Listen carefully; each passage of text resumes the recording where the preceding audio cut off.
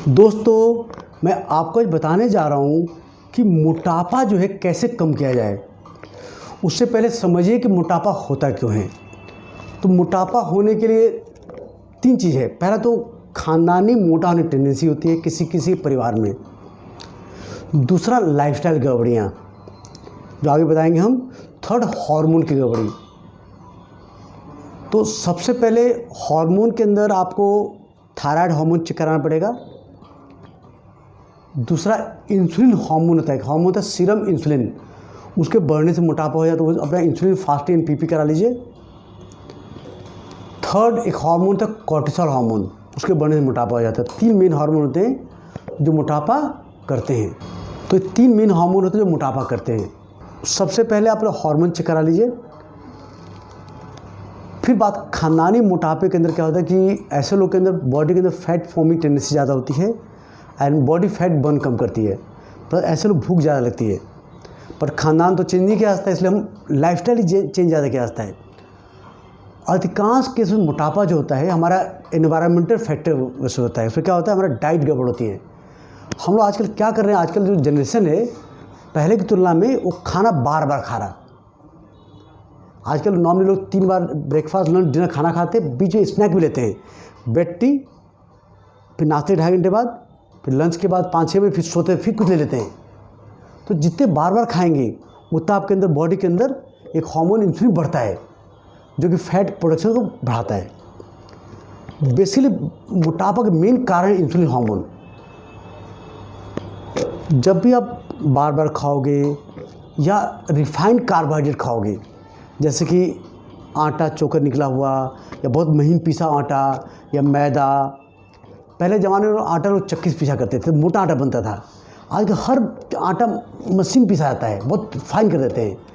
जितना फाइन आटा होगा या उतना ही जल्दी ये एब्जॉर्ब होगा, ये ब्लड में ग्लूकोज बढ़ाएगा तो बॉडी इंसुलिन बढ़ाएगी। और जहाँ इंसुलिन हार्मोन बढ़ता है तो ये बॉडी के सिग्नल करता है कि एनर्जी फूड आ रहा है, उसको स्टोर कर लो।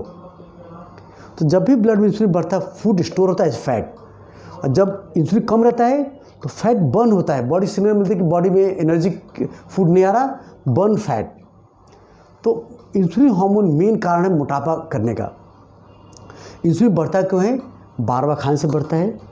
दूसरा होता है कि रिफाइंड कार्बोहाइड्रेट खाने से बढ़ता है, जैसे कि हमने बोला कि महीन पिसा आटा या आपका मैदा, पिज़्ज़ा हो गया। थर्ड सबसे खतरनाक चीज़ है चीनी या गुड़। चीनी क्या होता है, इसमें 50% फ्रक्टोज होता है, 50% ग्लूकोज होता है। ये दो का बना होता है। और फ्रक्टोज लीवर में जा करके ये वहाँ पर इंसुलिन का असर ब्लॉक कर देता है, जिससे बॉडी को एक्स्ट्रा इंसुलिन बनानी पड़ती है ब्लड शुगर नॉर्मल करने के लिए। तो जब चीनी चीज़ ज़्यादा खाओगे तो आपको ये इंसुलिन रेजिस्टेंस हो जाएगा, ब्लड में इंसुलिन बढ़ेगा, फैट बढ़ेगा। तो अगर मोटापा कम करो, चीनी एकदम बंद करना पड़ेगा। सिमिलरली गुड़ कम से कम खाना पड़ेगा, रिफाइंड कार्बोहाइड्रेट कम खाना पड़ेगा आपको। जो कार्बोहाइड्रेट रिफाइंड नहीं है, जैसे कि हमारा होल ग्रेन आटा, सॉरी ये ब्राउन राइस है, फिर जितने मिलेट्स होते हैं हमारे, बाजरा, रागी, मड़वा, कई होते हैं जो होते हैं जो मिलेट्स, ये फाइबर बहुत होता है, इससे शुगर राइज कम होता है, इंसुलिन राइज कम होता है। तो पहला बात कि बार बार नहीं खाना है। सेकेंड हो गया चीनी कम से कम लेना है। इसके बाद कैलोरी इंटेक। आज के जनरेशन कैलोरी ज़्यादा खाना ज़्यादा खा रहा है। पहले की तुलना में आज के जनरेशन ज़्यादा खाना खा रहा। अब आप मैकडी जाइए, डबल मैक पप पिज़्ज़ा है। एक बर्गर जो आता है डबल टिक्की लगाते, उसके अंदर कम से कम 1000 कैलोरी होता है, जो कि समझ लो कि 10 रोटी बराबर हो गया, 11 रोटी बराबर हो गया। तो लोग सस्ते चल खा रहे, इसे वेट बढ़ रहा। एक पिज़्ज़ा का एक छोटा पीस 1.25 रोटी बराबर है, तो कैलोरी इंटेक ज़्यादा हो रही है। तो हमने बोला रिफाइंड फूड हो गया, बार बार खा रहे हैं। इसके बाद चीनी खा रहे हैं, अल्कोहल से वेट बढ़ता है, उसको भी कम खाना चाहिए। बेसिकली वेट बढ़ता है कार्बोहाइड्रेट से। अदर फूड हमारे फैट है, प्रोटीन से, ये इंसुलिन नहीं बढ़ाते हैं, तो इससे वेट नहीं बढ़ता है। पर दुर्भाग्य क्या है कि अक्सर लोग बोलते हैं कि मोटापा बढ़ता है फैट से। तो मोटापा फैट से न बढ़ के मोटापा बढ़ता है आपके कार्बोहाइड्रेट से। तो अगर मोटापा कम करना आपको तो डाइट में आपको कार्बोहाइड्रेट कम से कम खानी है। मोटे लोग को ये तो आपको कैलोरी इंटेक थोड़ी खाना थोड़ा कम करना पड़ेगा आपको। अपने डॉक्टर मिल के कैलोरी इंटेक कितना चाहिए, नॉर्मली क्या होता है कि हर किलो वेट पे 30 कैलोरी पर किलो पर डे चाहिए होता है तो थोड़ा कैलोरी इंटेक कम करोगे अपने हिसाब से।